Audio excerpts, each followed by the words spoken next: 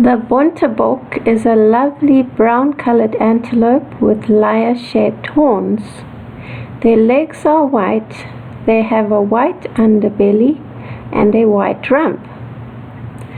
They have a continuous white blaze on their faces.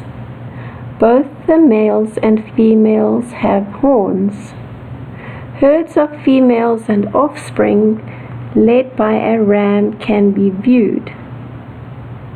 It was discovered that a mere 22 individuals existed in 1931, which led to the establishment of the Bontebok National Park near Swellendam. Today they have healthy numbers in the region of 2,000 individuals, and the largest number of Bontebok can be found in De Hoop Nature Reserve near Bredasdorp. The Bontebok is similar in appearance to the blesbok, but the blesbok does not have a continuous white blaze on its face.